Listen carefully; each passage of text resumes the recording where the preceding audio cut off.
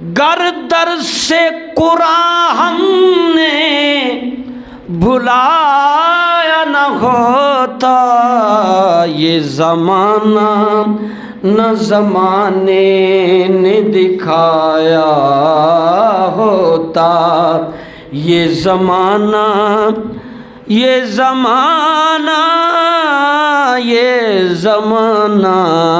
نہ زمانے نے دکھایا ہوتا۔ وہ معزز تھے زمانے میں مسلمان ہو کر، وہ معزز تھے زمانے میں، وہ معزز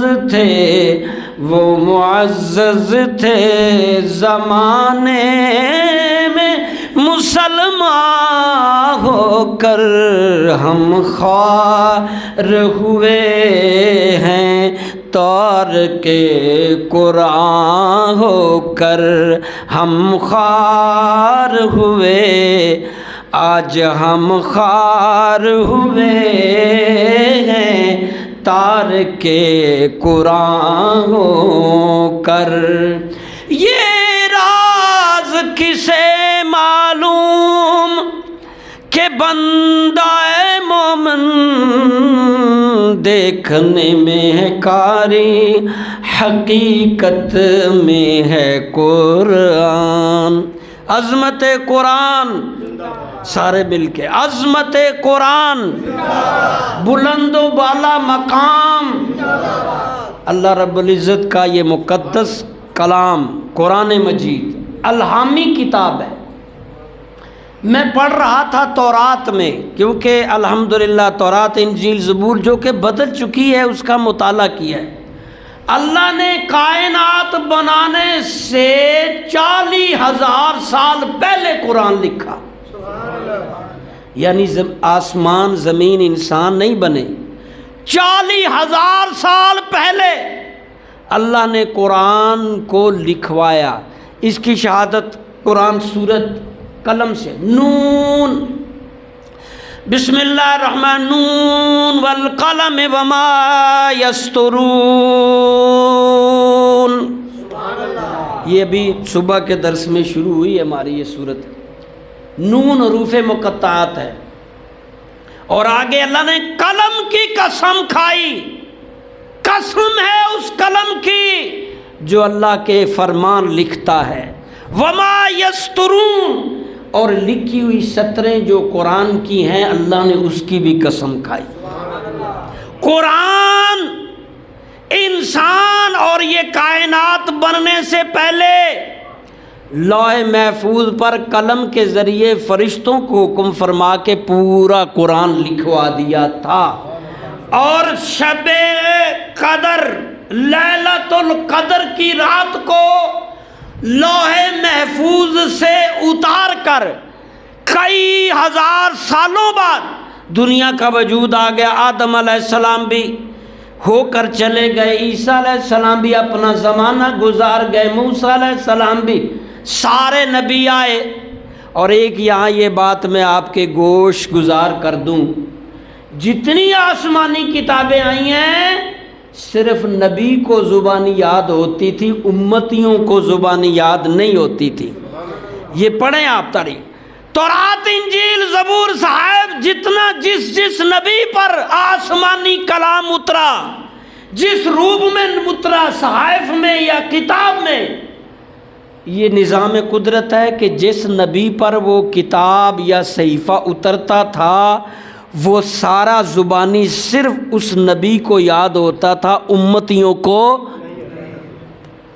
لیکن اس قرآن کی یہ اعزاز ہے، اس قرآن کا یہ اعجاز ہے، اس قرآن کا یہ مقام ہے، آج دنیا بھر میں لاکھوں مسلمان بچوں کے سینے میں قرآن محفوظ ہے۔ اس قرآن کا کیا کہنا، یہ قرآن سینوں میں محفوظ ہے، اور اس کی بشارت نبی صلی اللہ علیہ وسلم فرمایا جو قرآن پڑھتا پڑھاتا فوت ہو جائے، فرمایا وہ جنتیوں میں لکھ دیا جاتا ہے۔ یا اللہ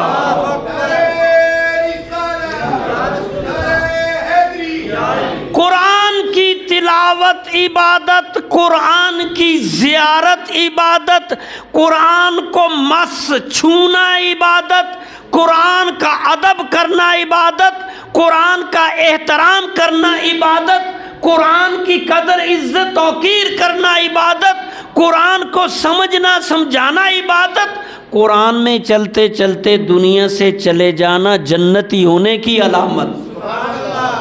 وہ مشہور بزرگ ہیں نا، بہت شراب کی بھٹیاں تھیں ان کی، بہت شراب بیچتے تھے، بزنس تھا، بڑا امیر آدمی تھا۔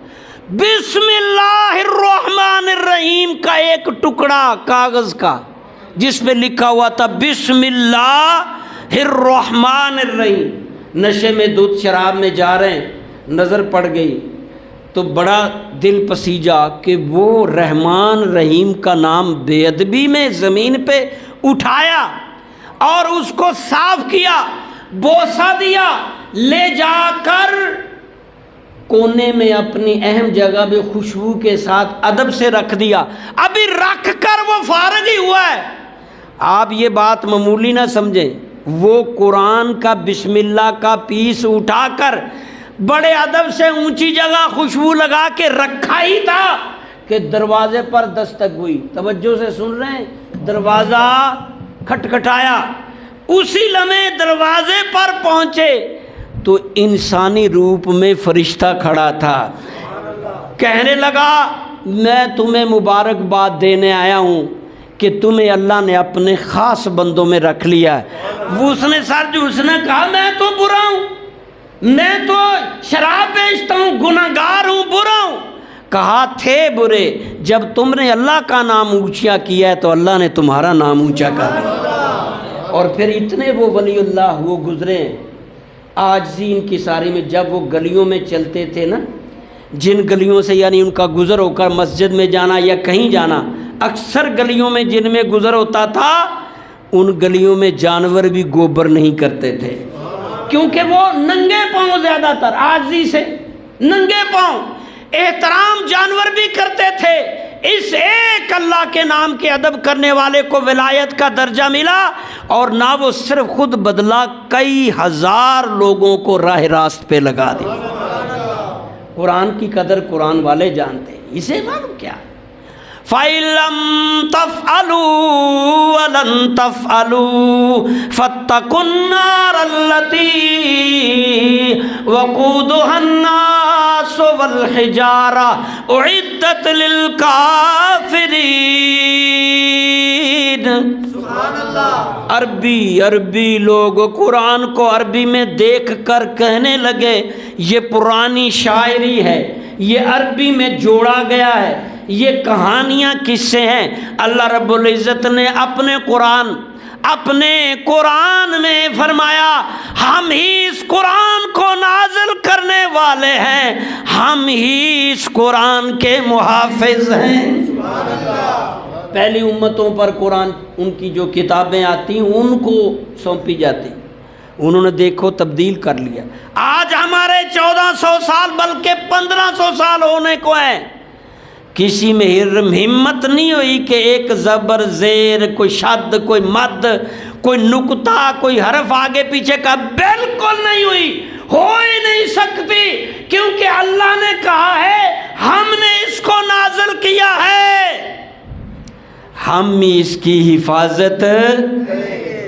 اور پہلی امتوں پر چھوڑا ہوتا تھا کہ وہ یہاں تو اللہ نے خود اپنی حفاظت کی ذمہ داری، وہ کسی کے کیا مجال ہے کہ قرآن کو ختم۔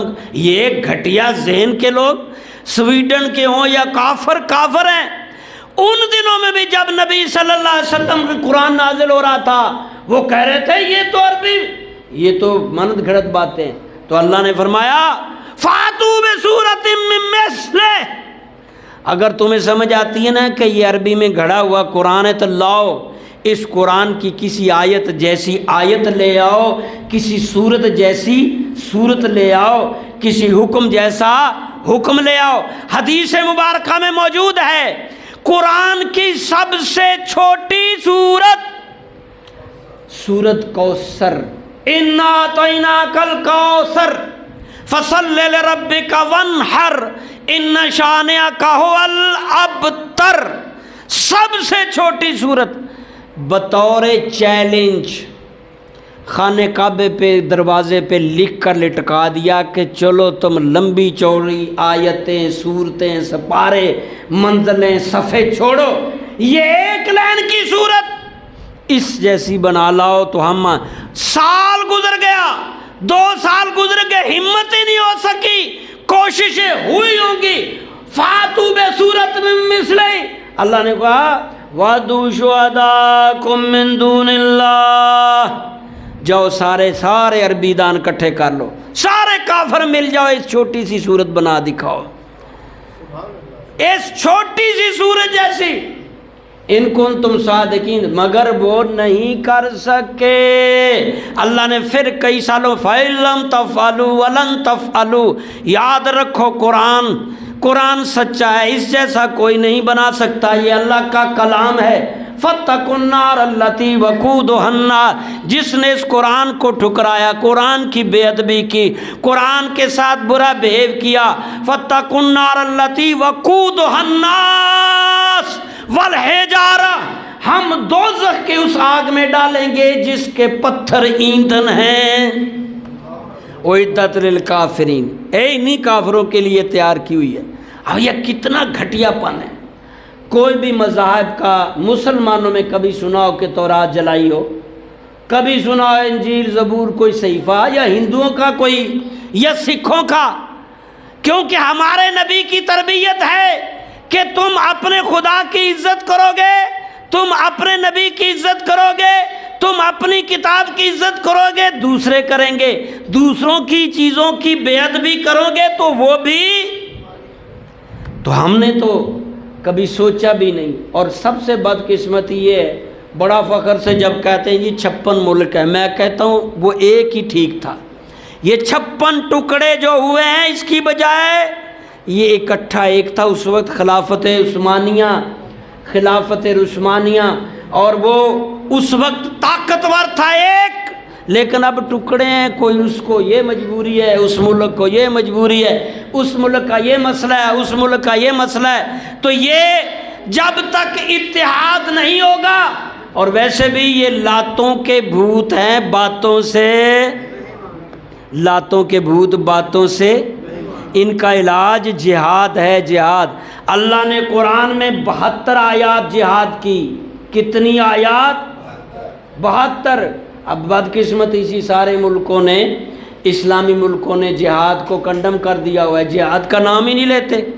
बल्कि मुशर्रफ दौर में हमारी वो जर्नल जो ब्यूरोक्रेसी, वही हमारी डायरेक्शन बनाते हैं, डुबोना है, तारना है, जिहाद करना है, नहीं करना है। बदकिस्मती है। हाँ जी, किराए के लोग हमारे ऊपर मुसल्लत हैं, जिस तरह मर्जी हमें चला लेते हैं। हमारा सोटियाँ पकड़ी, जिसकी लाठी उसकी भैंस, हम तो भैंसे हैं। जिहाद के बगैर मुमकिन नहीं। अगर जिहाद के बगैर मुमकिन होता तो नबी सल्लल्लाहु अलैहि वसल्लम सिर्फ 10 साल ज़िंदगी में 60 से ज़्यादा मरतबे जिहाद किया। सिर्फ 10 सालों में 60 से ज़्यादा मरतबा जिहाद किया। कहीं आप जाते रहे, कहीं असहाबा को भेजते रहे। जिहाद के बगैर ये माना नहीं जाता। जिहाद से ही मुमकिन होगा जब तक उम्मत इकट्ठी होकर जिहाद के फरीज़े को नहीं अपनाएगी। तो ये काफर शाफर, ये गंदे मंदे लोग ये कुछ करते रहेंगे।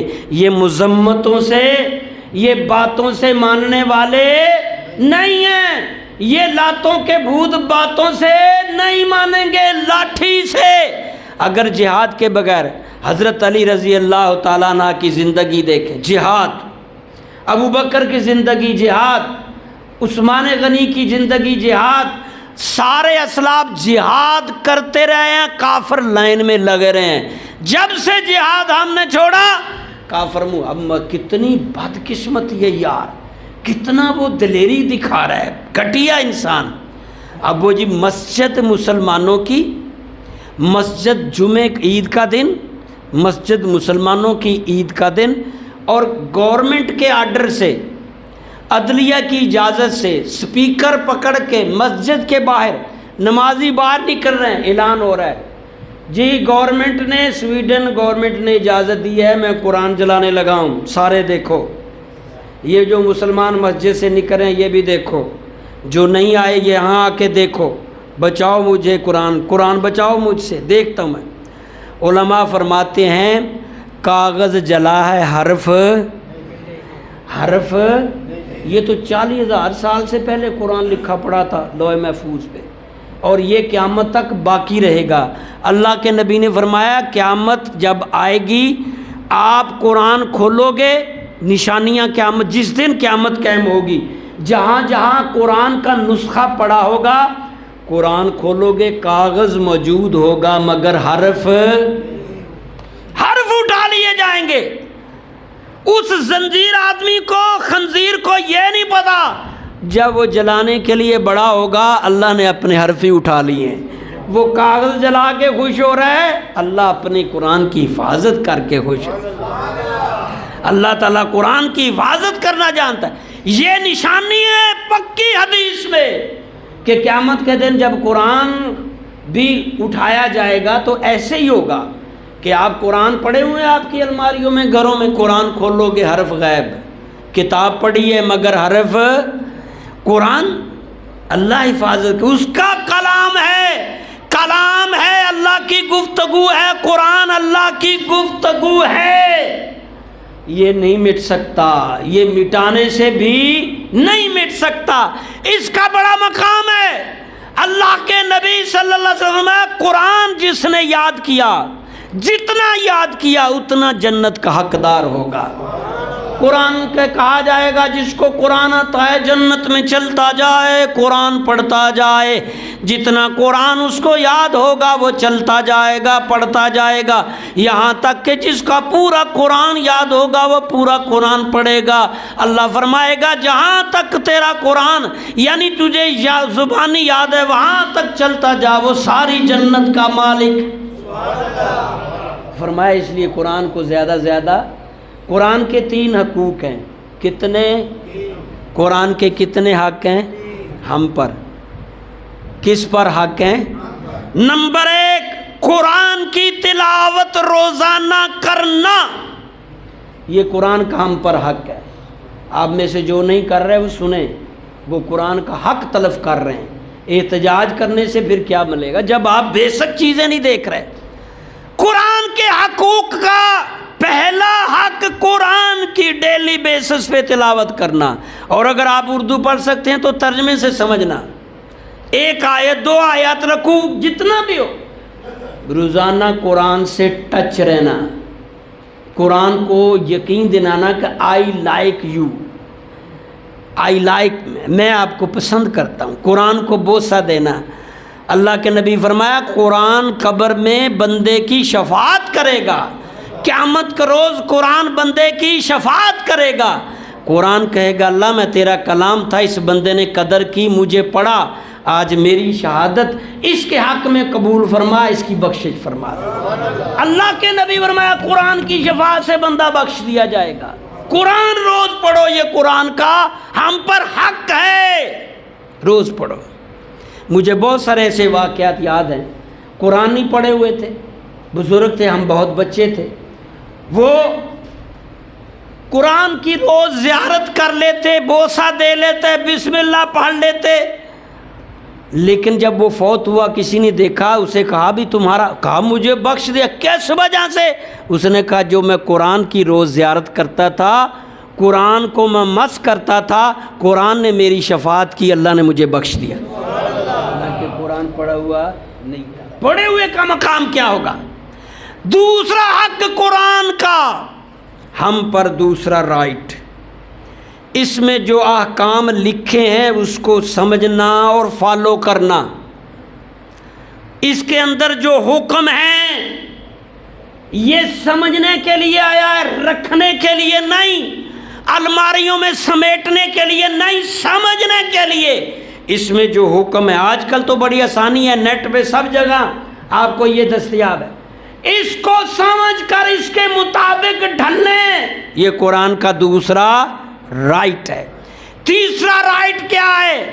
من تعلم القرآن وعلمہ، اس قرآن کی تعلیمات کو دوسروں تک پہنچانا ہے۔ اس لیے نبی فرمایا تم میں سے بہترین وہ لوگ ہیں جو قرآن پڑھتے ہیں، اور قرآن آج کے دور میں بھی سب سے کم تنخواہ، سب سے کم معاوضے پر جو قرآن پڑھ رہے ہیں، پڑھا رہے ہیں، ان کا سٹینڈرڈ کیا ہوگا آخرت میں؟ ان کا میرے دنیا والے تنہا کر رہے ہیں، قرآن پڑھانے والے کی بے توقیری کر رہے ہیں، ان کی توقیر عزت کو پامال کر رہے ہیں، ان کا معاوضہ اور ان کی خدمت سے منہ موڑ رہے ہیں، مگر تمہارے اس عمل سے تمہیں ہی نقصان ہوگا، تم اللہ کے ہاں مجرم ٹھہرو گے۔ اللہ کا کلام رک نہیں سکتا، اللہ کا دین رک، بہت جلد ایسا وقت آئے گا کہ اس دنیا میں پھر سے اسلام ہی اسلام ہوگا۔ اللہ تعالی ہم سب کو قرآن سے وابستہ فرمائے اور مسلم امہ کو اتحاد اور جہاد عطا فرمائے۔